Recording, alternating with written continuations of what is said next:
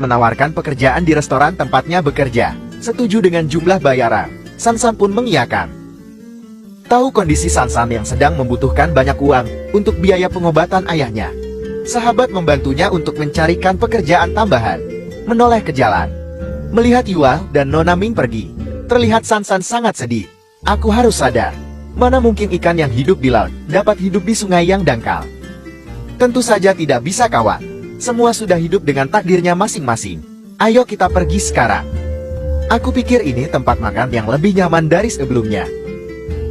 Pelayan. Halo, perkenalkan aku Shanshan. Kenapa kamu di sini? Ini adalah pekerjaan saya. Tolong bantu untuk kita saling menghargai satu sama lain. Yuan berpikir ini adalah siasat buruk Nona Ming. Kenapa harus di sini? Apa gaji di perusahaanku masih kurang? Sudah aku katakan tolong hargai. Aku sedang bekerja.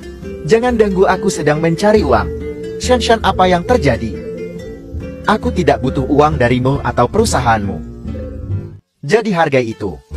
Hidangkan makanan. Hanya orang kaya yang tahu nikmatnya udang impor. Orang miskin sepertimu tidak akan pernah tahu rasanya. Kalau begitu nikmati makan siangnya. Aku permisi. Melempar celemek ke meja makan, Yuan pun ikut pergi mengejar Sansan. Dapat telepon dari dokter ayahnya. Dokter pun memberi tahu jumlah biaya yang harus dibayar. Terima kasih. Aku akan mendapatkan uang itu secepatnya. Halo Anjing. Bisakah kamu meminjamkanku uang? Aku butuh uang 200 juta dalam minggu ini. Kenapa kau tidak pernah ceritakan ini padaku? Mengapa kau lebih senang jadi pengemis? Padahal ada aku di sisimu. Sebutkan berapa jumlahnya biar aku yang bayar. Tidak perlu, kau simpan saja uangmu. Yuan sangat putus asa. Dia bahkan sering mabuk-mabukan dan tak mempedulikan dirinya. Ibu yang melihat kondisi putranya pun tak tega. Meminta asisten membangunkan anaknya. Yuan pun bangun akibat melihat cahaya matahari dari jendela kamarnya. Bukan Yuan bangun, malah semakin menutup wajahnya di selimut. Meminta asisten untuk mencari tahu penyebab putranya berubah.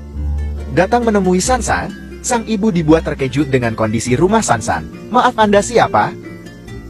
Silahkan masuk. Sepertinya kau anak yang baik dan sangat menawan. Hanya saja kau terlahir dari keluarga yang tidak berkecukupan. Biba, aku adalah anak yang memiliki kemampuan pendidikan dan kerja yang baik. Selama hidup aku tidak pernah mengandalkan uang orang tuaku. Jadi kau manfaatkan wajahmu untuk manfaatkan uang pria di luar, cara pintar.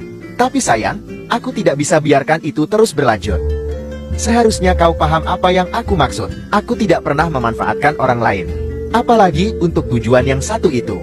Aku tidak butuh belas kasihan orang lain. Kau pandai sekali bicara. Tidak heran anakku tertarik padamu. Dia mendekati dengan menyamar jadi orang miskin. Jadi aku mencintai dia yang apa adanya, bukan sebagai putra pewaris perusahaan. Baiklah, ada uang 500 juta di sini. Cukup untuk biaya operasi dan pasca perawatan ayahmu. Aku ingin membuat anakku kembali bahagia. Kau tahu kan apa yang harus kau lakukan? Baiklah. Sepakat dengan perjanjian yang mereka buat. Buka pintu kamar ketua. Gadis cantik yang saat itu bekerja sebagai pelayan terlihat merapihkan botol yang berserakan di kamar. Memperhatikan wajah ketua lebih dekat lagi. Dengan mata yang masih kabur melihat wajah yang selama ini dia rindukan ada di hadapannya. Ayo bangun aku di sini. Tersenyum melihat Sansan. Berpikir itu adalah mimpi.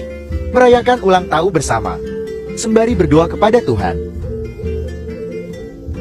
Apa yang kau inginkan? Kenapa jadi tanya aku? Cepatlah. Aku ingin kau yang berdoa untukku. Ketua sangat bahagia sekali. Shanshan, apakah Anda benar-benar harus pergi ke Beijing? Ayah, akhirnya dokter menemukan dokter terbaik untukmu di sana. Jika kita pergi sekarang, kemungkinan Anda bisa cepat pulih. Ibu, ada apa putraku? Bukankah aku sudah menepati janjiku untuk meminta Sansan menemanimu beberapa hari ini? Dan aku juga sudah membayarnya 500 juta. Benarkan dia adalah wanita materialistis? Dia mengincar uang keluarga kita. Kalian berdua tidak pantas bersama. Dan kartu ini adalah yang dia tinggalkan padaku saat dia pergi. Aku tahu betul bagaimana watak dia, Bu. Dia tak pernah meminta bantuanku meski dia tahu aku orang kaya. Bu, dia wanita baik-baik. Aku sangat mencintainya.